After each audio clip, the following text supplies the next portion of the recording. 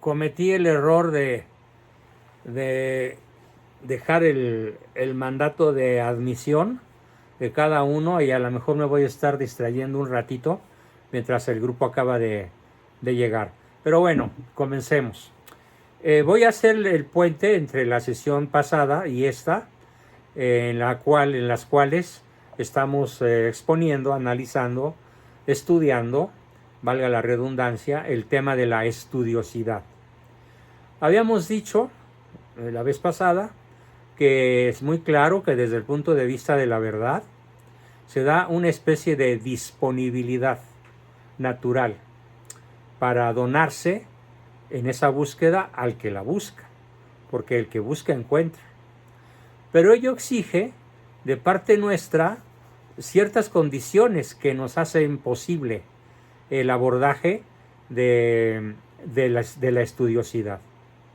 Sin esas condiciones, sin la vehemente aplicación de la mente, sobre todo en el que se dedica al estudio, pues habría un fracaso.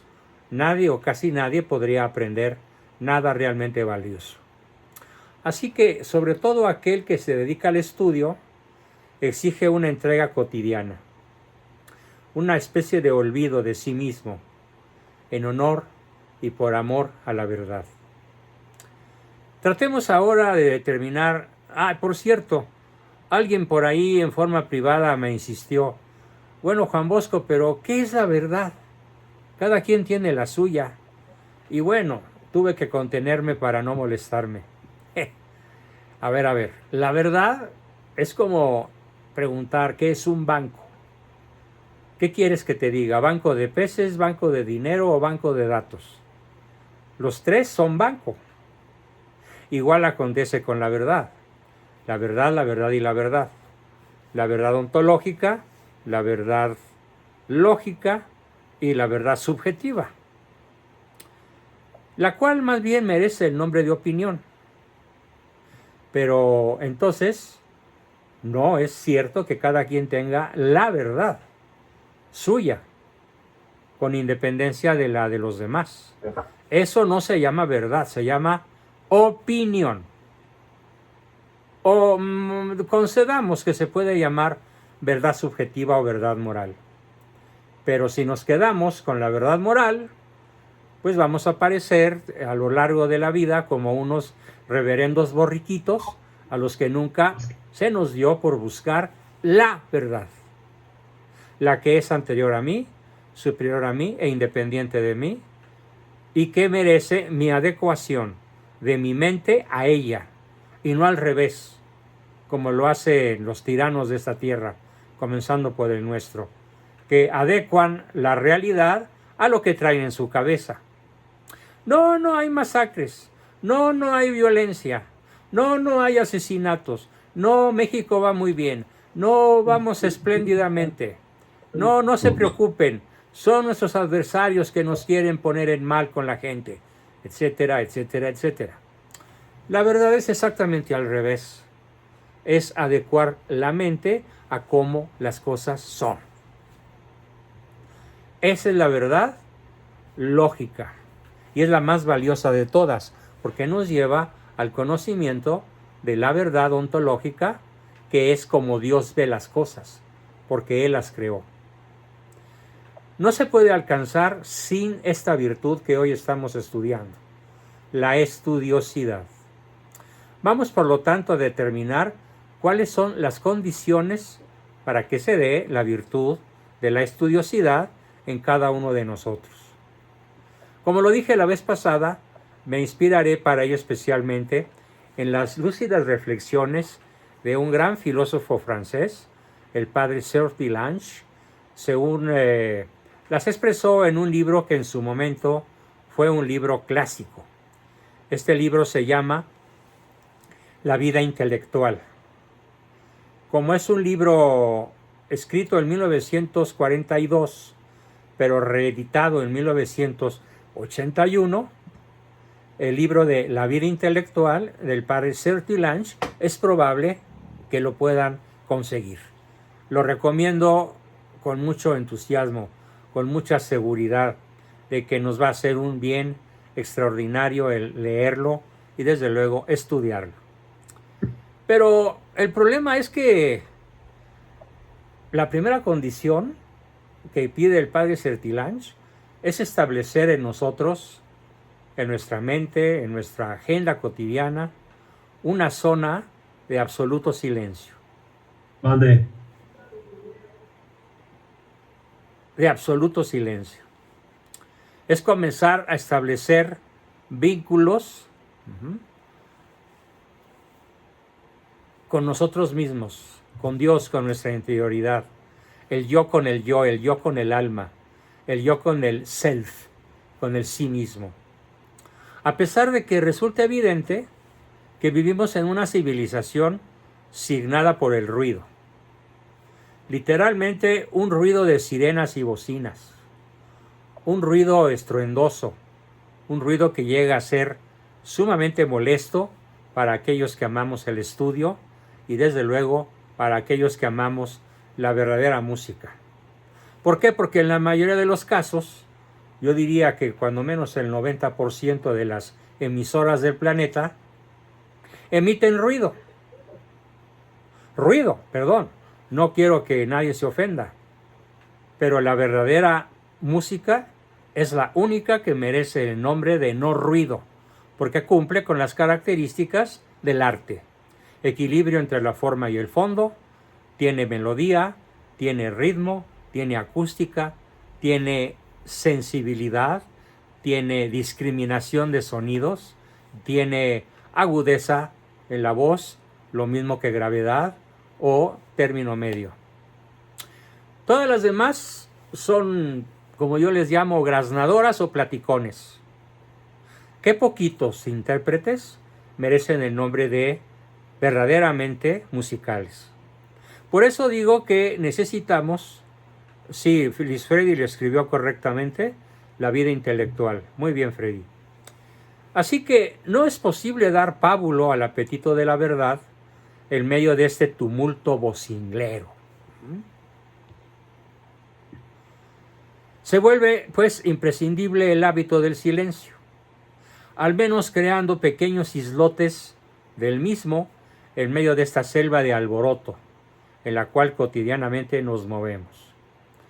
Ya cité la vez pasada, y vale la pena repetirlo, a uno de mis autores favoritos, Antoine de Saint-Exupéry, ese formidable cuentista y novelista francés que escribió esa maravillosa obra que se llama El Principito, que sería de lectura obligatoria para todos nosotros, donde dice él, Saint-Exupéry, que el silencio es el espacio donde el espíritu puede desplegar las alas. Solo del silencio brotará la palabra, no de la radio ni de la televisión. Se requiere asimismo, dice Sertillanges, el recogimiento. Aquí empezamos prácticamente esta nueva sesión, ya habiéndola ligada con la pasada, con esta introducción de 8 minutos. En cierta ocasión, un estudiante dominico le pidió a Santo Tomás que le diera algunas recomendaciones para ordenarse al estudio y le dio 16 consejos. Fue lo que le produjo la experiencia a Santo Tomás y lo hizo capaz de darle a su alumno, a su pupilo, estos 16 consejos. Deseo que seas tardo para hablar y tardo para acudir allí donde se habla. Fíjense qué belleza. Deseo que seas tardo para hablar y tardo para acudir allí donde solo se habla. Es decir, deberás rehuir la disipación y el charlatanismo. Deberás rehuir los lugares donde la mente divaga y se distrae, porque las muchas palabras hacen que el espíritu se derrame como el agua entre los dedos. No quieras, le dice, no quieras andar averiguando hechos ajenos. El chismorreo es letal para la estudiosidad. Muéstrate amable con todos, pero no seas demasiado familiar con nadie, pues el exceso de familiaridad engendra el menosprecio y da ocasión de sustraer el tiempo al estudio. La afabilidad desmesurada pone en peligro la intimidad, hace que se pierda el tiempo y aproxima a la chabacanería y la superficialidad. O como dicen los españoles, a la gilipollez. Que por cierto, yo no sabía qué significa la palabra gilipolla o gilipollez y me di a la tarea de buscarla porque vale la pena entender las expresiones en castellano de otros países, sobre todo de la madre patria, y resulta que en la época allá por la Edad Media o por el Renacimiento había un señor, bueno, había una expresión, a las muchachas, a las niñas se les llamaba pollas, pero las pollas podían tener 30 o 40 años con la condición de que fueran solteras. Aunque claro, las pollas más frecuentes pues eran las chiquillas menores de 10. Y había un señor muy famoso que se llamaba Gil y que solía llevar a todas partes a sus pollas. Pero las pollas eran feas y tontas. Y él se empeñaba para que la sociedad las admitiera como inteligentes y bonitas. Y entonces la gente empezó a decir, mira, ahí anda Gil con sus pollas.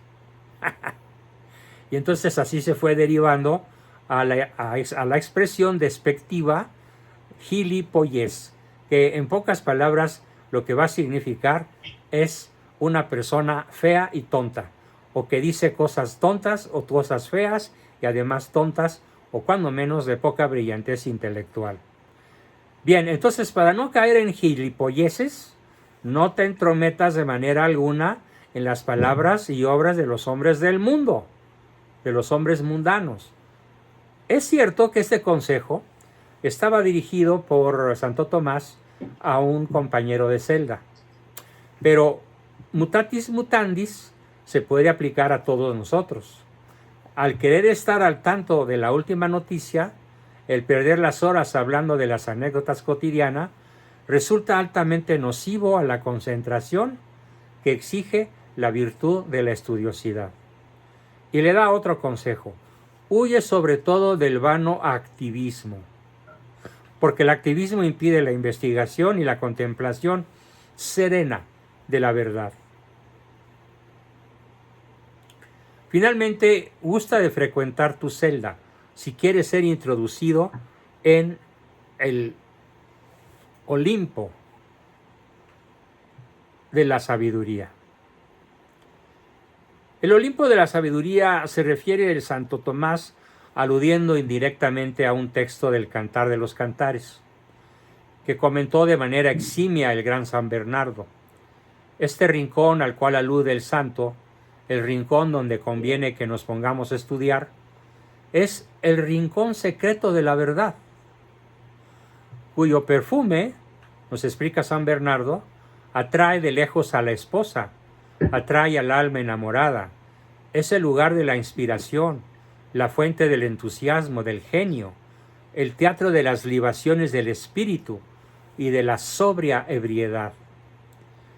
Pero la sobria ebriedad de la sabiduría, porque es verdad que muchas veces, y yo lo he sentido, el conocimiento lo hace sentirse a uno embriagado de alegría, de gusto, de emoción y aun de cierta exaltación.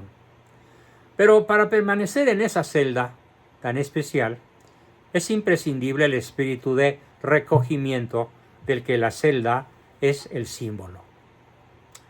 Todas las grandes obras, la Suma Teológica, El Quijote, las obras de Molière, de Shakespeare, las obras de los grandes autores, incluso mexicanos, como por ejemplo Sor Juana Inés de la Cruz, o ese extraordinario novelista al que muy pocos conocen, don Rubén Marín, extraordinario autor de una formidable novela que se llama Los Otros Días, que pinta el drama del campo con su miseria y su grandeza.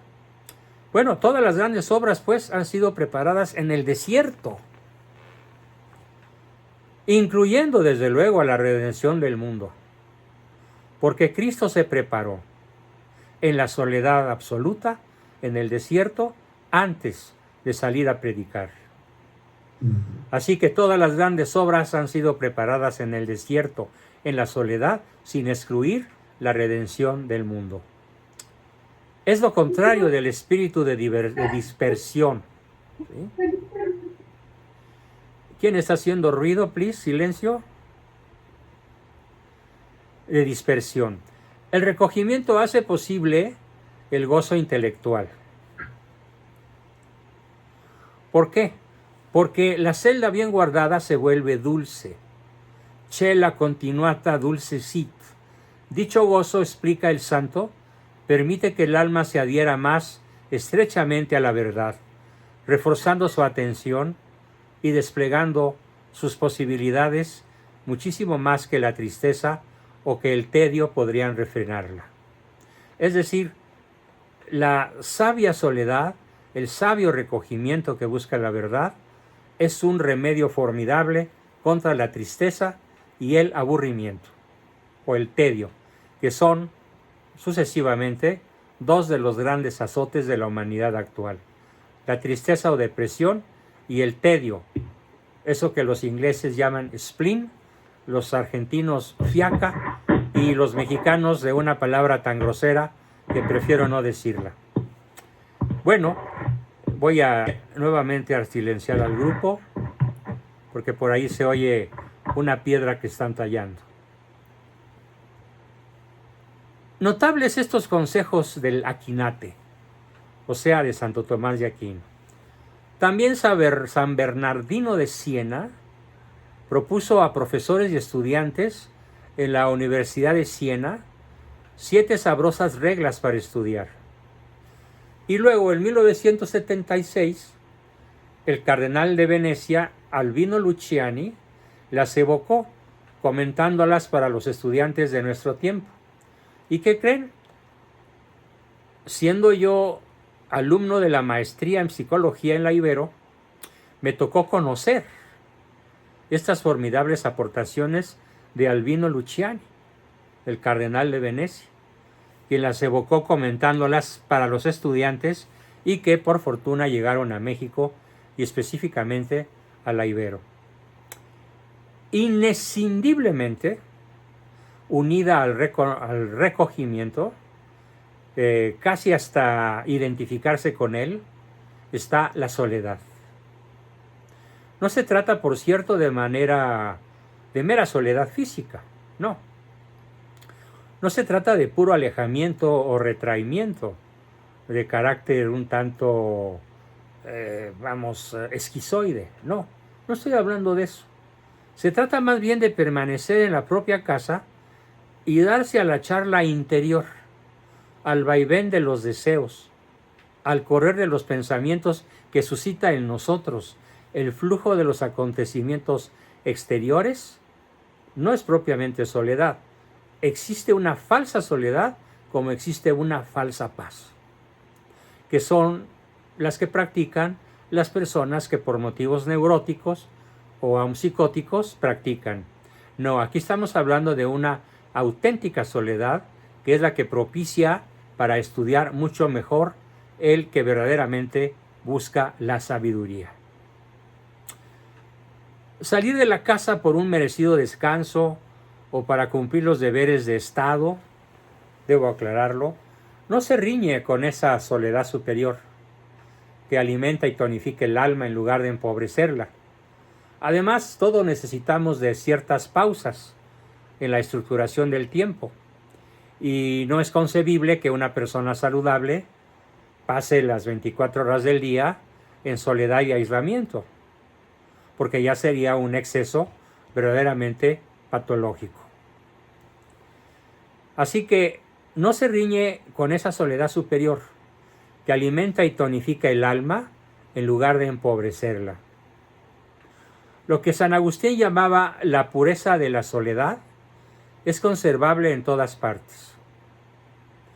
Puedes estar en una ciudad, ha escrito Platón, como un pastor en su cabaña situada en lo más alto de la colina y rodeado de sus ovejas.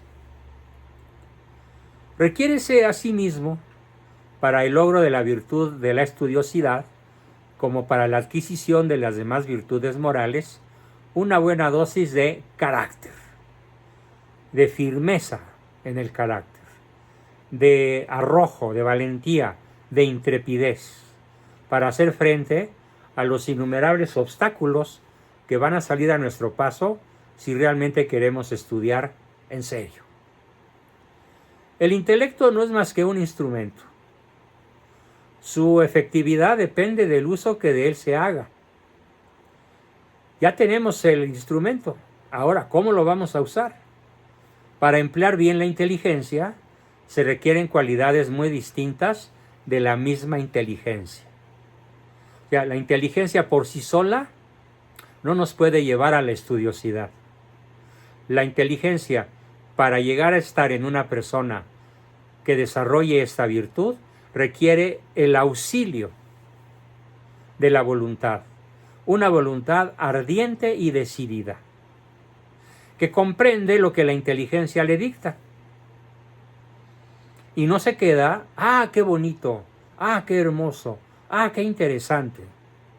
Como una verdadera oleada de personas cuando las invito a participar en mis cursos e incluso les envío videos para animarlas a inscribirse, solamente saben decir, qué interesante. Ahí lo busco después, lo voy a pensar. Y cuando me dicen eso, ya sé que casi nunca verdaderamente se van a interesar. Así que no basta con tener interés. Lo importante es que la voluntad se mueva hacia ese bien de manera ardiente y decidida.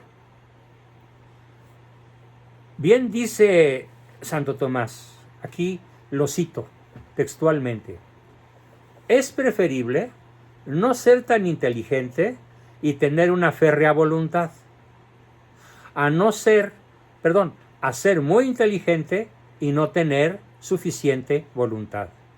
Repito el concepto, por lo valioso que es. Es preferible no ser tan inteligente, pero tener una férrea voluntad, a ser muy inteligente y carecer de voluntad suficiente.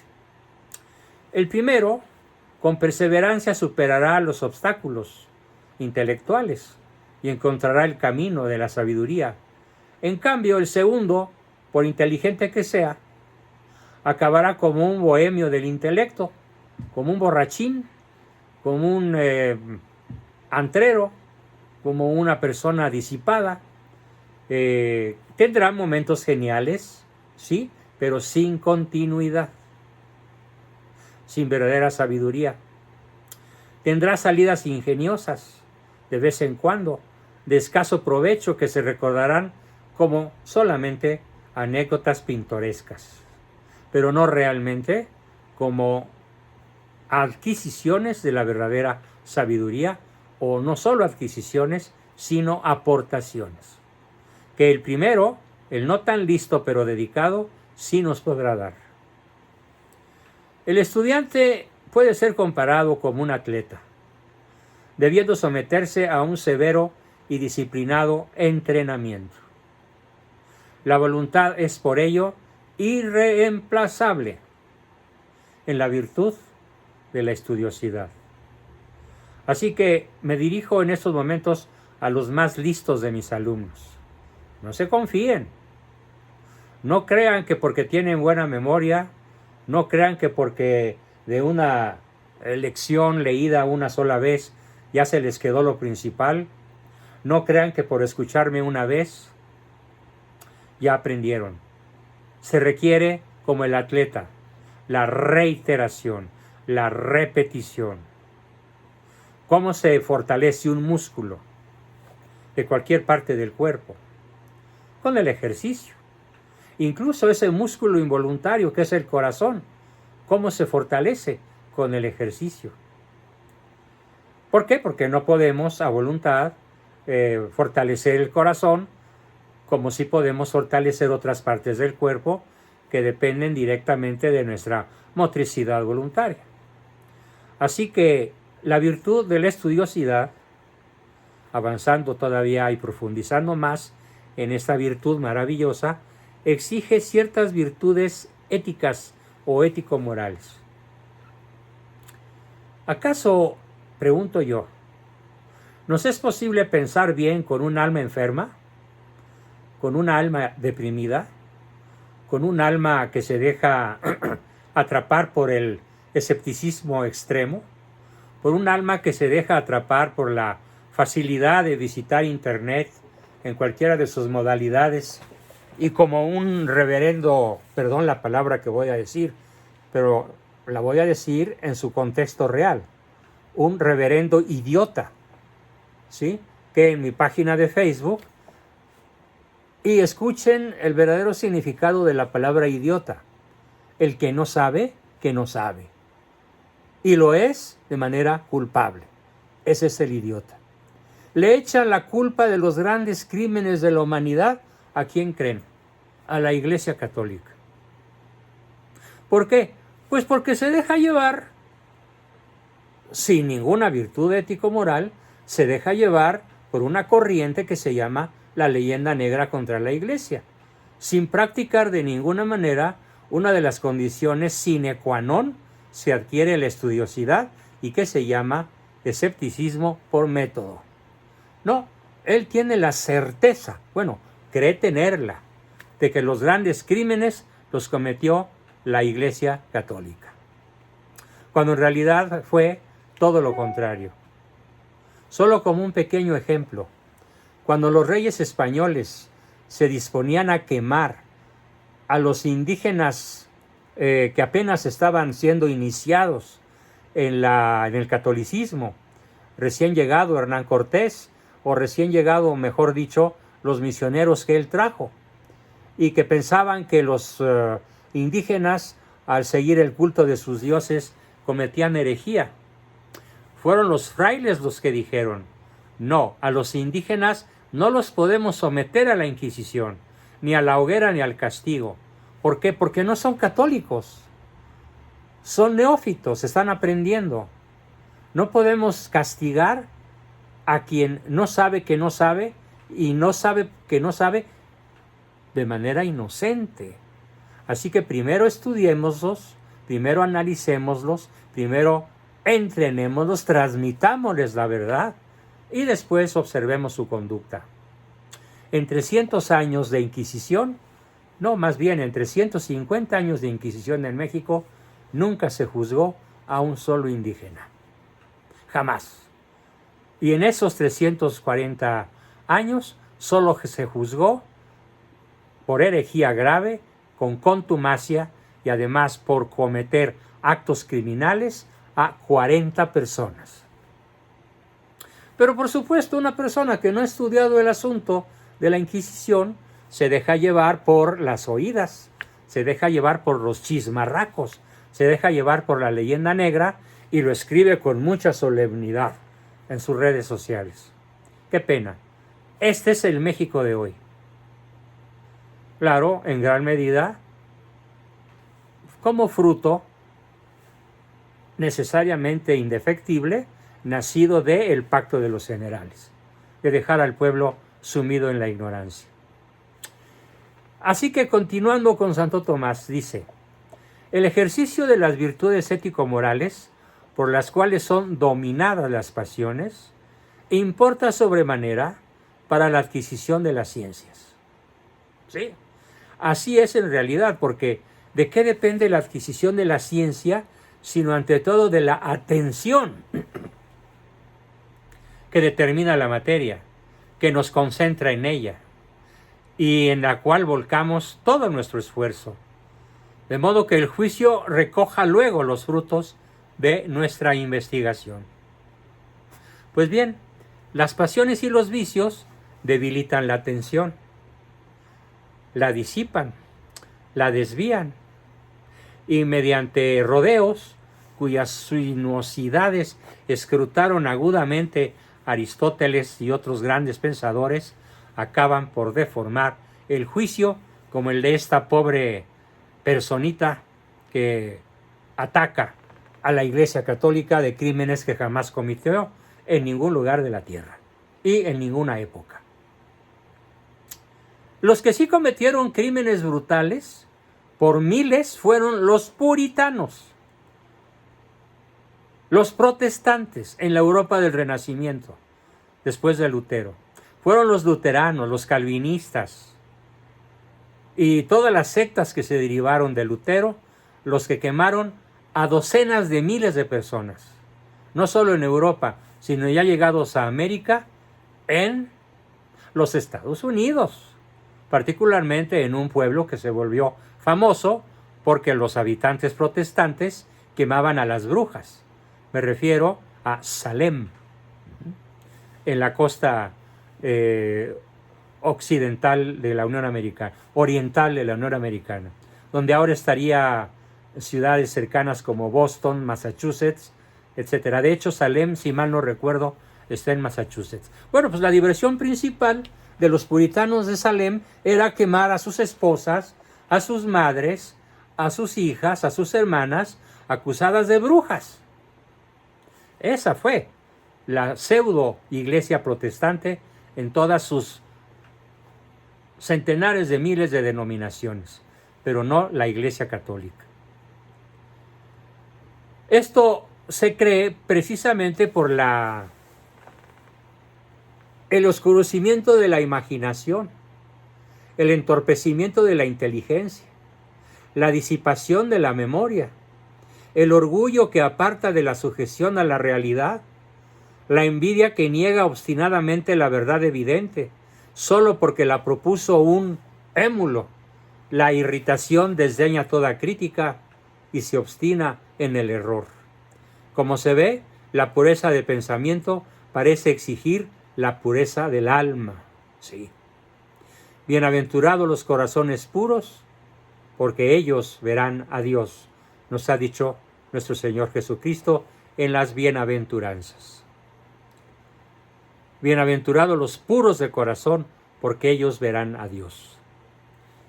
Entre las virtudes morales, ético-morales, quiero destacar ahora, para nuestra importancia de la virtud de la estudiosidad, la humildad. Pero en este caso, no la humildad del alma, no la humildad emotiva, sino la humildad intelectual, que es diferente y complementaria a la humildad que se siente, que se vive en carne propia, en forma visceral o cardiovascular, que es una emoción, o que se manifiesta a través de emociones. No, aquí hablo de la humildad intelectual. Solo gracias a ella nos sujetamos gozosamente a la verdad. Solo desconfiamos de esos teóricos del estudio cuyo esfuerzo concluye en el error. ¿Por qué sus estudios concluyen en el error? Porque carecen de humildad intelectual. ¿Son entonces verdaderos intelectuales? No. Son solo vulgares y gilipollas ejercitadores del cerebro. Repito el concepto de gilipolla, tonto y feo. Asunto tonto y feo. Necesitamos someternos a la verdad. Y la verdad es la realidad. El sometimiento a la realidad requiere de una enorme virtud de humildad intelectual. ¿Por qué? Porque inmensamente, muchísimas veces, la realidad es disgusting, la realidad es contraria a nuestros intereses, la realidad es molesta, es insidiosa, ¿sí? La realidad es hasta cierto punto tiránica, porque nos tenemos que adecuar a ella, nos guste o no. Pero, ¿cómo se distingue el humilde del soberbio? Porque el soberbio acaba estrellándose contra la pared. Y aún así dice, pero yo sabía que. Y sin embargo, creo que lo que yo digo es verdad. No. El humilde se sujeta a la verdad, pero con gozo, con alegría, con entusiasmo. Se da gusto, se da cuenta con mucho gusto de que estaba equivocado. Y lo proclama, lo repite, lo reitera, lo anuncia, me equivoqué, perdón. Y lo dice con humildad gozosa. Mientras que el soberbio se tiene que estrellar contra la pared, contra el muro impasable de su propia soberbia. Necesitamos pues someternos humildemente a la verdad. Por el estudio hallamos algo que ya existe. No lo inventamos, porque incluso los grandes inventores, a ver, George Stephenson con su barco de vapor, no sé, un señor cuyo nombre no recuerdo, pero que se apellidaba Leeuwenhoek, el inventor del microscopio, un holandés allá por el año de 1600 y pico. ¿Cómo le hicieron? Porque adecuaron su mente a la realidad. Cuando el primer microscopio logra ver agrandados hasta 500 veces objetos que nadie había logrado ver antes sin ese aparato maravilloso que inventó Leeuwenhoek, ¿qué? ¿Acaso él inventó la ley de los espejos convexos? ¿O ya existía? Y los lentes convexos, que teóricamente ya existían, fueron descubiertos por él y fabricados por él por primera vez en la historia, pero con base en la realidad. Él no decidió que la convexidad de un cristal iba a producir rayos de luz concentrados o aumento de la imagen. Eso ya existía. E igual cuando Albert Einstein formula la ley de la relatividad, él no la saca de su imaginación, sino del estudio. Y el estudio de la naturaleza, como él lo hizo, conduce a este genio del siglo XX a proclamar su fe en Dios y a decir cosas tan maravillosas como: yo detesto a las personas que me han acusado de ateo. Los que me acusan de ateo no han entendido una sola letra de mis escritos. Yo soy creyente. Entonces, cuando Einstein descubre la existencia de Dios, no es un Dios que él inventa a la altura de sus chaparreces o de sus gilipolleces, no. Es un Dios que descubre en toda su magnitud y su grandeza y al que adora. Le faltó tiempo, relativamente murió de 70 y tantos años, tal vez si hubiera vivido 90, hubiera llegado como muchos a su edad a abrazar el catolicismo. Pero Dios se lo llevó antes de tiempo, digo, para nosotros. Así que por el estudio, pues, repito, hallamos algo, mas no lo inventamos, como lo querrían los falsos filósofos idealistas. Hegel, Marx, Kant y otros muchísimos creen que la realidad se inventa. No, señores, la realidad se descubre, no se inventa. Intelectualmente hablando, el orgullo es el padre de las aberraciones y de las creaciones ficticias. ¿A qué aberraciones y a qué creaciones ficticias me gustaría relatarles ahorita? Bueno, pues comenzando por el psicoanálisis. El psicoanálisis es un invento delirante de Freud. ¿Y por qué digo que es delirante? Porque él reduce todo el impulso humano a la búsqueda de placer sexual, con el nombre de líbido. Otro no menos monstruoso que él, Alfred Adler, que reduce toda la conducta humana al ansia de poder. Desde luego existe el ansia de poder, pero hay quienes no buscamos el poder y estamos vivos y saludables. También entre los grandes monstruos que inventaron cosas que no existen está, aunque en menor grado, Carl Gustav Jung. Y en general todos los psicólogos, excepto los psicólogos realistas, y esto va a sonar a presunción, pero no lo es historia. El primer psicólogo realista que hay en México, pues se llama Juan Bosco Abascal Carranza y es su seguro servidor.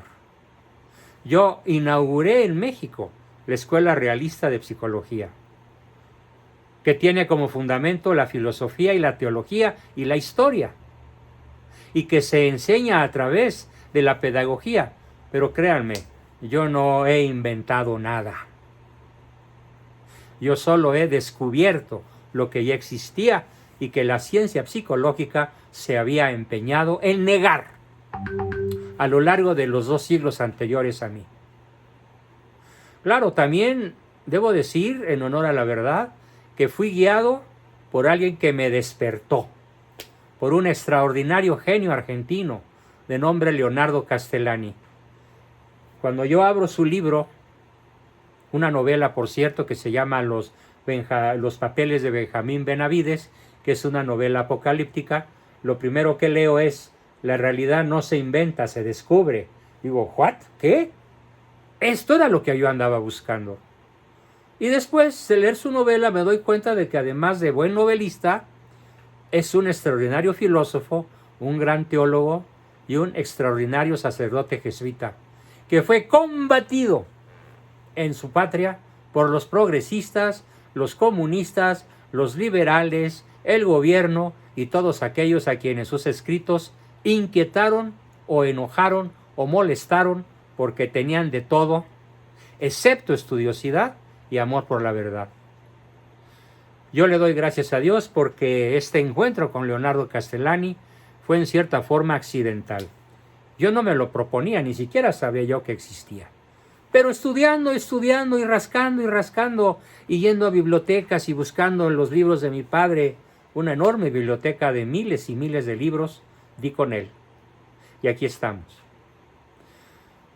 Será preciso, pues, estar siempre abierto a la verdad, venga de donde viniere, sobre todo lo que nos llega a través de los grandes. Y los grandes no son los que el mundo reconoce. Los grandes son los que la Iglesia ha santificado o declarado santos. No es perder la dignidad saberse como enanos, sentados en las espaldas de un gigante. Bien ha dicho Blas Pascal: quien sube sobre los hombros de otro ve más lejos, aun cuando él, el que se trepó, sea mucho más pequeño. El cardenal Luciani, por su parte, escribe que ser confidente de grandes ideas vale más que ser inventores de mediocridades. Fíjense, ser confidentes de grandes ideas, descubridor de grandes realidades, vale mucho más que ser inventores en la mediocridad. Lo mismo se diga cuando la verdad nos llega por boca de una persona sencilla, de una persona simple.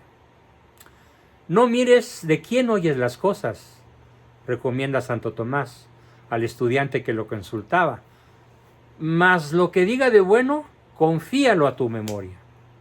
San Pablo afirma que si al menor de los fieles en la oración le es revelada alguna cosa, los otros debemos callarnos y obedecer, y aprender y estudiar. Lo que así comenta Santo Tomás: nadie, por sabio que sea, debe rechazar de plano la doctrina del otro, por pequeño que éste sea. Porque lo importante no es la persona, sea Aristóteles, sea San Agustín, sea Bossuet, sea Pascal, sea, no dije Abascal, le dije Blas Pascal, pero bueno, me incluyo. Aunque ellos sean gigantes y yo un enanito todavía. No importa que sea el portero del departamento. ¿Qué es lo que importa? No el personaje, sino la verdad. La verdad, sin importar de quién viene o quién la diga, quién la descubra o quién la proclame. Cuanto más preciosa es una idea, tanto menos interesa saber de dónde viene. Porque solo la verdad tiene derechos y los tiene de manera manifiesta. Y concluyo con una frase lapidaria que le aprendí a mi padre desde muy pequeño: el error no tiene derechos. Con eso termino mi exposición de hoy y pasamos a sus preguntas, comentarios, aportaciones y demás de siempre. Adelante, por favor, ¿quién quiere comenzar?